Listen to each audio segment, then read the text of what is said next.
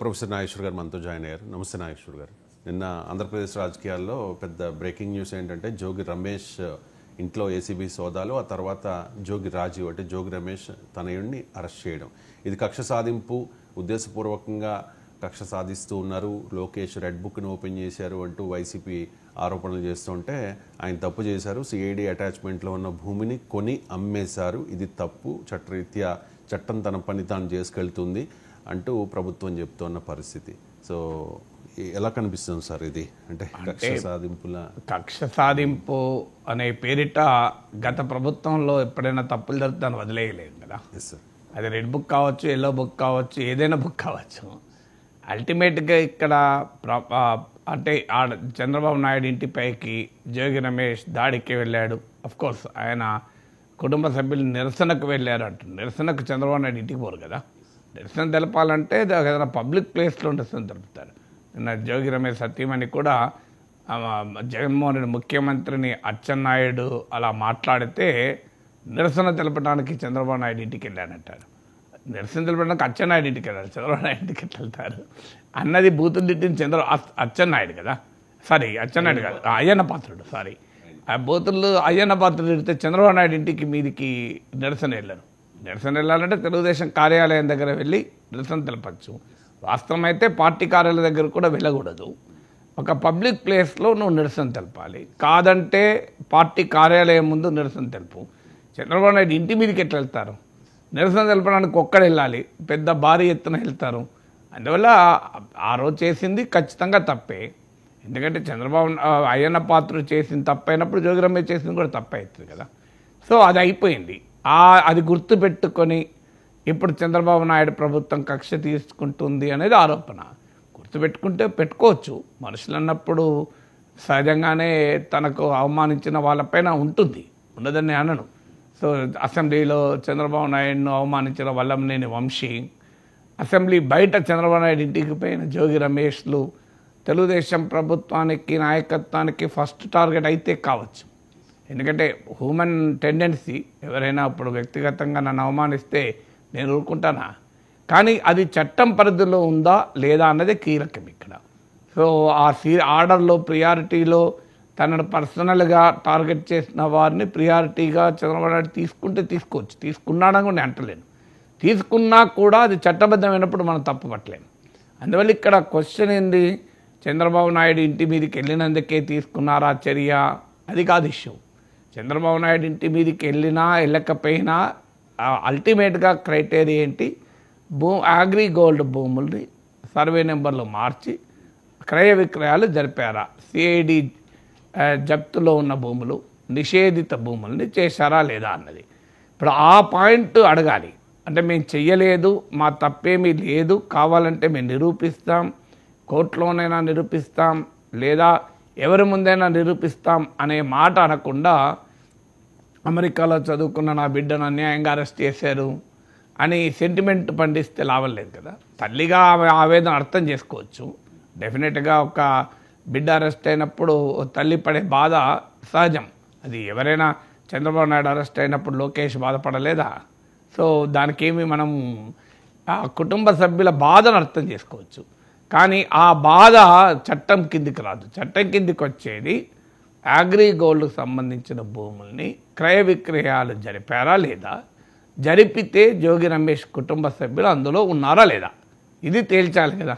ఇప్పుడు అది జగన్మోహన్ రెడ్డి అయినా, జోగి రమేష్ అయినా, జోగి రమేష్ సతీమణి అయినా, ఎవరైనా చట్టం పరిధిలోనే ఈ క్రయ విక్రయాలు జరిగాయా లేదా, ఆన్ గ్రౌండ్ అది ఎవరి భూమి, అది అగ్రి గోల్డ్ భూమా ఇంకెవరి భూమి అని. ఎందుకంటే అది అగ్రి గోల్డ్ భూమి అయి గనక జోగి రమేష్ పేరిట కుటుంబ సభ్యుల పేరిట రిజిస్ట్రేషన్ అయితే మరీ అన్యాయం. రెండు రకాల అన్యాయం. ఎందుకంటే ఒకటి అక్రమ లావాదేవీలవి. ఎందుకంటే చట్ట ప్రకారం ఆ భూములు కొనకూడదు, అమ్మకూడదు. అలాంటప్పుడు కొని అమ్మారన్నది ఆరోపణ. అదే నిజమైతే అది మొదలు చట్టం అంగీకరించని నిషేధిత భూముల్ని కొన్నందుకు, అమ్మినందుకు కూడా అది నేరం. అందులో రెండవది అగ్రి గోల్డ్ భూములవి. ఎందుకంటే అగ్రి గోల్డ్ బాధితులు సామాన్య ప్రజలు, వేల సంఖ్యలో సామాన్య ప్రజలు ఉన్నారు. వారి సమస్యలు మామూలు సమస్యలు కాదు. నేను కూడా గతంలో మాట్లాడాను, నా దగ్గర కూడా వచ్చారు వాళ్ళు. పాపం సామాన్య ప్రజలు సో అప్పుడు జగన్మోహన్ రెడ్డి ఎన్నికల సమయంలో ఇచ్చిన హామీ ఏంటి? తాము అధికారంలోకి రాగానే అగ్రి గోల్డ్ ఆస్తుల్ని స్వాధీనపరచుకొని వారికి మేము న్యాయం చేస్తామనేది హామీ. అందువల్ల అగ్రి గోల్డ్ ఆస్తులు చెందాల్సింది అగ్రి గోల్డ్ బాధితులకు. అది రాజకీయ నాయకులు గనక ఆ ఆస్తుల్ని గనక పొందితే అది అంతకన్నా అన్యాయం ఇంకోటి ఉండదు. అందువల్ల 2 రకాల నేరం అవుతుంది. ఒకటి, నిషేధిత భూముల క్రయ విక్రయాల్లో ఇన్వాల్వ్ అయినందుకు నేరం అవుతుంది. అగ్రి గోల్డ్ బాధితులకు చెందాల్సిన భూముల్ని పొందినందుకు 2వ రకమైన నేరం. ఇక ఇది కాదు, మాకు తెలియదు అది అగ్రి గోల్డ్ భూమి అని మేము కొన్నాము అంటే అది కూడా నేరమే. తెలిసినా తెలియకుండా అసైన్ భూమి కొంటాం, తెలియక కొన్నా కూడా అది నేరమే కదా. అంటే ignorance of law can never be the excuse from law. అంటే చట్టం నాకు తెలియదు అంటే అది ఎక్స్క్యూజ్ కాదు. బట్ అదైనా నిరూపితం కావాలి కదా, నిజంగానే తెలియదా? ఎందుకంటే సర్వే నెంబర్ల మార్పిడికి ఒత్తిడి, ఇప్పుడు దానిపైన అధికారులను కూడా ఇవాళ దాంట్లో ఇన్వాల్వ్ అయ్యారు ఇప్పుడు. అందువల్ల జోగి రమేష్ పైన కక్ష సాధింపు, అన్యాయంగా అమెరికాలో ఉద్యోగం చేస్తున్న బిడ్డను అరెస్ట్ చేశారు, ఇలా పొలిటికల్ సెంటిమెంటు, ఫ్యామిలీ సెంటిమెంటు ప్రయోగిస్తే లాభం లేదు. లీగల్ సెంటిమెంట్ ఉండాలి. చట్టం ఏంటి చెప్తోంది?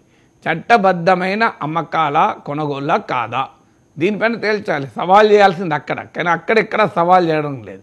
సవాల్ చేసింది కక్ష సాధింపు చేయకూడదు, చంద్రబాబు నాయుడు ఈ రకంగా వ్యవహరించకూడదు, అధికారం ఉందని, మీకే అధికారం శాశ్వతం కాదు, ఈ పొలిటికల్ స్టేట్మెంట్లు వస్తున్నాయి తప్ప అది అగ్రిగోల్డ్ భూమి కాదు. మేము కొన్నది ప్రైవేట్ భూమి, మేము అమ్మింది ప్రైవేట్ భూమి, మా క్రయ విక్రయాలు లావాదేవీలు చట్టబద్ధమే అని ఆర్గ్యూ చేయడం లేదు ఎక్కడా కూడా. అక్కడ నాలాంటి వాడికి అనుమానం వస్తుంది, నాకేమి ఆడ భూమి ఏదో నేను చూడలేదు, ఆడ భూమిపైకి వెళ్ళలేదు, ఆ డాక్యుమెంట్లు కూడా చూడలేదు. కానీ స్టేట్మెంట్లను బట్టి నేను చెప్పగలిగేది ఏంటంటే ద డిఫెన్స్ అనేది వీక్గా కనబడుతుంది. మేము అగ్రిగోల్డ్ భూముల్ని కొనలేదు, అది అగ్రిగోల్డ్ భూములే కాదు, అది ప్రైవేట్ వ్యక్తుల భూములు, ఈ క్రయ విక్రయాలు ఎక్కడా చట్టాన్ని అతిక్రమించలేదు అన్న పాయింట్ కన్నా కూడా ఇది రాజకీయ కక్ష అనే యొక్క పొలిటికల్ స్టేట్మెంట్ ముందుకు వస్తుంది. లేదంటే ఫ్యామిలీ సెంటిమెంట్, అయ్యో ఆ బిడ్డను అరెస్ట్ చేస్తారా, నా బిడ్డకేం సంబంధం అని. బిడ్డ తండ్రి అనే సమస్య కాదు. ఇప్పుడు నేను ఒక అక్రమ లావాదేవీలు చేసి నా పిల్లలపైన రిజిస్ట్రేషన్ చేయిస్తే చట్టం ఏం చెప్తుంది? నా బిడ్డ నా పైనే కాదు, ముందు ఎవరి పేరు రిజిస్టర్ అవుతుందో వాళ్ళనే కదా చట్టం పట్టుకునేది. వాళ్ళ అమాయకులు, వాళ్ళు చిన్నపిల్లలు, వాళ్ళు మైనర్లేం కాదు కదా. సో ఆయన అమెరికా నుంచి వచ్చాడు, ఇవన్నీ పనిచేయవు. రిజిస్ట్రేషన్ ఎవరిపైన ఉంది అనేదే వాళ్ళు ఇన్వాల్వ్ అవుతారు. ఇప్పుడు అందుకే రిజిస్ట్రేషన్ కొడుకు పేరు మీద జోగి రాజీవ్ పేరు మీద అయింది కనుక ఆయనను మొదలు లోపలేశారు. తర్వాత ఇప్పుడు జోగి రమేష్ పాత్ర గురించి కూడా విచారణ జరుపుతామని అంటున్నారు. అందువల్ల ఇక్కడ పొలిటికల్ యాంగిల్, ఫ్యామిలీ సెంటిమెంట్లకు ప్లేసే లేదు. ఎందుకంటే ఇది చట్టబద్ధమైన క్రయ విక్రయాల, చట్ట విరుద్ధమైన క్రయ విక్రయాల తేల్చాలి. దానిపైననే వైఎస్ఆర్ కాంగ్రెస్ కానీ, జగన్ కానీ, జోగి రమేష్ కానీ క్వశ్చన్ చేస్తే క్రెడిబిలిటీ ఉంటుంది తప్ప మా పైన కక్ష సాధింపైనా అది చట్టబద్ధమైతే అభ్యంతరం చెప్పలేం కదా. సో కక్ష సాధింపు కదా అని చట్టవిరుద్ధమైన కార్యకలాపాలు వదిలేయలేం కదా.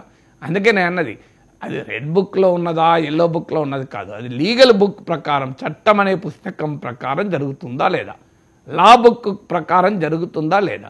జరగలేదు అనుకుందాం, నిజంగానే జోగి రమేష్ జరిపిన భూముల క్రయ విక్రయాల్లో ఎక్కడా చట్ట ఉల్లంఘన లేదు, అది ప్రైవేట్ భూమి అనుకుందాం, అగ్రిగోల్డ్ భూమి కాదు అనుకుందాం. ఇయర్ ఎవ్రీ వే కదా, లీగల్గా రీకోర్స్కి వెళ్ళచ్చు, పొలిటికల్గా వైసీపీ ఛాలెంజ్ చేయొచ్చు. లేండి ఒక లెజిస్లేటివ్ సబ్ కమిటీ వేయండి, మీరు కావాలంటే మీరు ఏదైనా సమాజంలో పెద్దలు రండి, మేము చూపెడతాం ఆ భూములు, డాక్యుమెంట్లు వాళ్ళ ముందు పెడదాం, మీడియా ముందు డాక్యుమెంట్లు పెడదాం, ఇంకో ఎక్కడ ఉంది చెప్పండి, ఇప్పుడు ఈ భూమి మేము తప్పుగా కొన్నామా లేదా, మేము పలానా భూమి పలానా వాళ్ళ దగ్గర పలానా సర్వే నెంబర్ ప్రకారం కొన్నాం, అది అగ్రిగోల్డ్ భూమి కాదు అని చెప్పమండి, అయిపోతుంది కదా. సో ఆ ఛాలెంజ్ రావడం లేదు, వెరీ వీక్ ఛాలెంజ్ అవుతుంది. ఇక రెండవ అంశం ఏంటంటే ఇక్కడ అధికారం ఉన్న సమయంలో ఎవరికైనా నాయకుడిని నాయకుడిని మెప్పించటానికో లేదా నాయకులు చెప్పినట్టు వినే అధికారులు ఇందులో ఇన్వాల్వ్ అయ్యారు, వాళ్ళు ఇబ్బందులు పడుతున్నారు. అందువల్ల రాజకీయ నాయకులకు అడుగులకు మడుగులొత్తి రాజకీయ నాయకుల అక్రమ లావాదేవీలకు సో ప్రత్యక్షంగా పరోక్షంగా ప్రయోజనం పొందుతూనే లేదా ప్రయోజనం పొందకుండా కూడా తప్పులు చేసిన అధికారులు కూడా శిక్షార్హుడే. అధికారులు చట్టం ప్రకారం నడవాలి తప్ప నాయకుల ప్రకారం నడవాలి. జగన్మోహన్ రెడ్డి ఆనందం కోసం జోగి రమేష్ ఆ రోజు చంద్రబాబు నాయుడు ఇంటికి పోతే సో డెఫినెట్గా అది నేరమే కదా, ఇప్పటికైనా అర్థం చేసుకోవాలి. ఇప్పుడు టీడీపీ వాళ్ళకు కూడా అది ఒక లెసన్ అవుతుంది. మీరు చంద్రబాబు నాయుడును మెప్పించడానికో లోకేష్ని మెప్పించడానికో చట్టం అతిక్రమించి ఎవరిపైన దాడులు జరిపినా రేపు మీకు కూడా అదే పరిస్థితి వస్తుంది. సో అందువల్ల చంద్రబాబు ఇప్పుడు వాళ్ళ వంశీ కానీ కొడాలి నాని కానీ జోగి రమేష్ కానీ వీరు ఎందుకు ఇబ్బందులు పడుతున్నారు? ఇప్పుడు క్లియర్గా మీకు ఇబ్బందులు కొడాలి నానికి ఇంకా పూర్తిగా మొదలు కానట్టుంది. ఎందుకంటే అందరూ జగన్మోహన్ రెడ్డి పార్టీలో చంద్రబాబు అందరూ రెచ్చిపోవచ్చు, కానీ వీళ్ళు ఇంకా ఎక్కువ రెచ్చిపోయారు.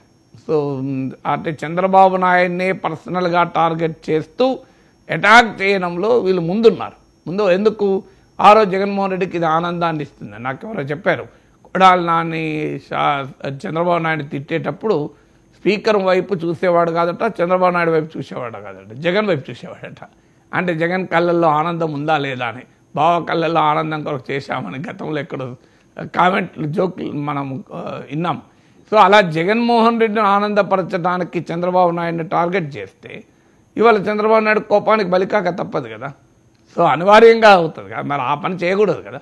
రాజకీయంగా మీరు చంద్రబాబు నాయుడు ఎదుర్కోవాలి, తెలుగుదేశాన్ని ఎదుర్కోవాలి తప్ప పర్సనల్ స్థాయికి పోయి మీరు రాజకీయాల్ని వ్యక్తిగత స్థాయికి తీసుకొచ్చినప్పుడు ఇప్పుడు మళ్ళీ వ్యక్తిగత స్థాయికి వచ్చాయని విమర్శించే హక్కు ఉండదు కదా. అందువల్ల వీరికైనా వాళ్ళకైనా రాజకీయాలుగా నడపాలి. రాజకీయాల్ని పర్సనల్ లెవెల్కు పట్టుకొచ్చి ఫ్యామిలీ లెవెల్కు పట్టుకొచ్చి రాజకీయాలు జరిపితే అధికారం మార్పినప్పుడు అనివార్యంగా ఈ రకమైన వ్యవహారం వస్తుంది. అధికారం ఉన్నప్పుడు అడ్డగోలుగా రెచ్చిపోయిన ఎవరైనా ప్రజాస్వామ్యంలో అధికారం పోయినప్పుడు అనుభవించక తప్పదు. అది కక్ష సాధింపు కదా, అది రెడ్ బుక్ కదా అని అనలేం కదా. సో ఏ బుక్ అయినా అనవసరం, లా బుక్ ప్రకారం జరిగిందా లేదా, లా బుక్ ప్రకారం జరిగితే మనలాంటి వాళ్ళని ఖచ్చితంగా సపోర్ట్ చేస్తాం. లా బుక్ ప్రకారం జరగలేదనుకో అప్పుడు ప్రశ్నిస్తాం. సో అది రెడ్ బుక్లో రాసుకోవచ్చు లోకేష్, దాన్ని మనం ఆయన ఏ బుక్లో రాసుకుంటాడో నాకు తెలియదు. ఆ రెడ్ బుక్ నేను ఓపెన్ చేసి చూడలేదు. నేను నా వరకు వచ్చే వరకు అది లా బుక్ ప్రకారం అవునా కాదా అనేదే క్రైటీరియా. లా బుక్ ప్రకారం కూడా రెడ్ బుక్లో రాసుకొని లా బుక్ ప్రకారం చేస్తే అభ్యంతరం లేదు. రెడ్ బుక్లో రాసుకొని లా బుక్ విరుద్ధంగా లోకేష్ చేస్తే ఖచ్చితంగా అప్పుడు అడుగుతాం. ఇంకొకటి అని మాత్రమే కాదు సార్, ఇది డైవర్షన్ పాలిటిక్స్ అని కూడా అంటూ ఉన్నారు. కూటమి చాలా హామీలు ఇచ్చింది, ఆ హామీలు అమలు చేయలేని పరిస్థితి ఉంది, ఆ హామీలు చూస్తుంటే నాకు భయం వేస్తోంది అని చెప్పి అసెంబ్లీలోనే చంద్రబాబు నాయుడు చెప్పడాన్ని వైసీపీ నేతలు మొదటి నుంచి కూడా ఆక్షేపిస్తూ ఉన్నారు. నేను జోగి రమేష్ కూడా ఆ పాయింట్ రైజ్ చేశారు సార్. అండ్ గతంలో కొల్లు రవీంద్ర అండ్ అచ్చెన్నాయుడు అరెస్ట్ అయినప్పుడు టీడీపీ ఏం చెప్పిందో ఇప్పుడు అదే చెప్తూ ఉన్నారు, ఇది బలహీన వర్గాల మీద దాడి అని చెప్పేసి. అంటే రాజకీయ పార్టీలు అర్థం చేసుకో, బలహీన వర్గాలకు వేరే నేరస్మృతి ఉండదు కదా. సో వాళ్ళకేదో ప్రత్యేక న్యాయ సంహిత ఉన్నట్లు, ప్రత్యేక సిఆర్పిసిలు ఐపీసీలు, ఇప్పుడు కొత్తగా భారతీయ న్యాయ సంహిత, సో ఇలాంటి ప్రత్యేక నేర చట్టాలు ఉండవు. బలహీన వర్గమైనా ఏ వర్గమైనా సామాజిక వర్గం అడ్డం పెట్టుకొని చట్టం నుంచి తప్పించుకోవాలని ఎవరు చూడరాదు. అచ్చెన్నాయుడైనా కొల్లు రవీంద్ర అయినా అప్పుడు మీరు అన్నది నిజమే, అప్పుడు వాళ్ళపైన చర్యలు తీసుకున్నప్పుడు టీడీపీ బీసీలనే టార్గెట్ చేస్తున్నారని. ఇప్పుడు వీళ్ళు కూడా మళ్ళీ అదే మంత్రం వాడుతున్నారు. పొలిటికల్ పార్టీలు ఏంటంటే తమను తాము కాపాడుకోవటానికి చట్టం భాషలో మాట్లాడకుండా రాజకీయ సామాజిక కుటుంబ భాషల్లో మాట్లాడుతుంటారు. సో కానీ చట్టం భాషలో మాట్లాడాలి కదా. అచ్చెన్నాయుడు కొల్లు రవీంద్ర చట్ట విరుద్ధంగా ఏమైనా చేశారా లేదా అని ఆర్గ్యూ చేసుకోవాలి. కానీ మమ్మల్ని వాళ్ళు బీసీలు కనుక వాళ్ళని ముట్టుకోవద్దు అంటే బీసీలు చట్టం ఉల్లంఘిస్తే వాళ్ళని ఏమనకూడదా అని ఏ బీసీ సంఘం చెప్తే చెప్పండి, ఏ బీసీ నాయకుడు చెప్తాడు. సో అందువల్ల చట్టం అనేది కులం బట్టి సామాజిక వర్గం బట్టి, నేను మహిళ కదా నాకు చట్టం వర్తించదు, నేను అణగారిన కులం పట్ల చట్టం వర్తించదు, నేను పేదవాణి కనుక చట్టం వర్తించదు అనేది ఎక్కడా లేదు కదా. సో అందువల్ల జోగి రమేష్ అయినా ఎవరైనా చట్టం ప్రకారం మీరు పోనీయండి, ఎవరైనా అగ్రకులాల వారిని ఇలాగే చట్టాన్ని ఉల్లంఘిస్తే వాళ్ళని కనుక ఉపేక్షిస్తే అప్పుడు అడగచ్చు. ఇదే అగ్రిగోల్డ్ భూములను ఇంకో పలానా రెడ్డి కూడా అక్రమంగా లావాదేవీలు జరిపాడు, సో ఆ రెడ్డిని ఏమనకుండా మా బీసీని అంటున్నారు అంటే కొద్దిగా లాజిక్ ఉంటుంది. సో బీసీ అయినా రెడ్డి అయినా అగ్రిగోల్డ్ భూములకు కులం ఉండదు కదా. సో అగ్రిగోల్డ్ భూములు కులాతీతమైన భూమి కదా. సో అందువల్ల ఆ క్వశ్చన్ అడగచ్చు. చూడండి, ఈక్వల్ నేరము, మరి ఈక్వల్ జస్టిస్ ఉండాలి కదా. చంద్రబాబు నాయుడు ప్రభుత్వం ఇంకో పలానా వైసీపీ కమ్మ లీడరు, వైసీపీ రెడ్డి లీడరు అగ్రిగోల్డ్ భూములను ఆక్రమిస్తే ఏమీ అనడం లేదు. ముఖ్యంగా వైసీపీలో ఉన్న కమ్మ లీడర్ చేస్తే అనడం లేదు. మా బీసీలని టార్గెట్ చేస్తున్నారు అంటే దెర్ ఈజ్ సమ్ లాజిక్. కానీ బీసీ కనుక నన్ను ముట్టుకోవద్దు అంటే అది ఎక్కడికి లాజిక్ అవుతుంది? అది ఎవరు చేసినా లాజిక్ కరెక్ట్ కాదు. సో ఆ లాజిక్ను మనం అంగీకరించడానికి అవకాశం లేదు. ఇక డైవర్షన్ టాక్టిక్స్ అందామా? వీళ్ళు రాజకీయ పార్టీలు డైవర్ట్ చేస్తే డైవర్ట్ కాకుండా ప్రజలు సమీకరించు. ఇప్పుడు హామీల అమలు జరగకపోతే ఒక్క జోగి రమేష్ పైన చర్య తీసుకుంటే హామీలు పైన ప్రజల అసంతృప్తి పోతుందా? సో జగన్మోహన్ రెడ్డి ప్రభుత్వం, అచ్చెన్నాయుడు, కొల్లు రవీంద్రల పైన కేసులు పెడితే జగన్ ప్రభుత్వం పైన అసంతృప్తి డైవర్ట్ అయిపోయిందా? కాలే కదా, ఎన్నికల్లో చూశాం కదా. సో అందువల్ల డైవర్షన్ అనేది ప్రజలు ఒక political issue. Of course media attention కొంత డైవర్ట్ కావచ్చు, నేను కాదన్నా. మీడియా అటెన్షన్ డైవర్ట్ అయ్యేది ఏమున్నది? మీడియా నిట్ట నిలువున రాజకీయంగా చీలిపోయింది కదా తెలుగు మీడియా. సో అందులో కొత్తగా డైవర్ట్ ఏమున్నది? ఇప్పుడు చంద్రబాబు నాయుడు హామీలు ఉల్లంఘించాడన్నది తెలుగుదేశం అనుకూల పత్రికలో టీవీ ఛానల్ వస్తుందా? అది ఎలాగో సాక్షులను రావాలి, వేరే దాంట్లో రమ్మన్నారు అది కదా. సో వేరే దాంట్లో వచ్చే అవకాశమే లేదు. సో అందువల్ల డైవర్ట్ ఎలాగో అయిపోయింది. మీరు చంద్రబాబు నాయుడు హామీలు అమలు చేయకపోతే ఆ అమలును చేయని దాన్ని వల్ల అసంతృప్తి చెందుతున్న, నష్టపోతున్న ప్రజల్ని సమీకరించి మీరు డైవర్ట్ చేయండి. జోగి రమేష్ సంగతి జోగి రమేష్ చూసుకుంటాడు, ప్రజల సంగతి జగన్ చూసుకుంటే సరిపోతుంది కదా. సో ప్రజలకు ఇచ్చిన హామీలు అమలు కానప్పుడు మీరు ప్రజలను సమీకరించండి. జోగి రమేష్కు చట్టం ప్రకారం ఎలా ప్రొటెక్షన్ ఉండాలో జోగి రమేష్ చూసుకుంటాడు. కావాలంటే పార్టీగా మీరు లీగల్గా ఆయనకు కావాల్సిన సహకారాన్ని అందించండి. ఈలోగా మీరెందుకు డైవర్ట్ అవుతారు? ఇప్పుడు జగన్మోహన్ రెడ్డి మా పార్టీ నాయకుల పైన దాడులు జరుగుతున్నాయి, మా పార్టీ నాయకుల కక్ష సాధింపు చేస్తున్నారు అంటూ డైవర్ట్ ఎందుకు కావాలి? అయ్యా, రాజకీయ దాడులు, రాజకీయపరమైన అంశాలు అలాగే ఉంటాయి. దానికి ఎవరికో ఒక విజయసాయి రెడ్డికో బొత్స సత్యనారాయణకో బాధ్యత ఇచ్చి మీరు చూసుకోండి. వైవి సుబ్బారెడ్డికి మన పార్టీ నాయకుల అక్రమ కేసుల నుంచి, అక్రమ దాడుల నుంచి కాపాడే బాధ్యత మీరు చూసుకోండి. నేను పూర్తిగా ప్రజల పక్షాన ఉండి పోరాడుతుంటానని జగన్ వాటికే కేంద్రీకరించవచ్చు కదా. అందువల్ల హామీల అమలు జరగకపోతే అది వేరే విషయం. హామీల అమలు జరగలేదు కదా అని దాని నుంచి డైవర్ట్ చేస్తానికి రాజకీయ ప్రత్యర్థులు అటాక్ చేస్తే ప్రజలు ఊరుకుంటారా? ప్రజలు అల్టిమేట్గా తమకు ప్రభుత్వం చేసింది మంచిగా చెడా అనేది ఎన్నికల సమయంలో నిర్ధారిస్తారు కదా.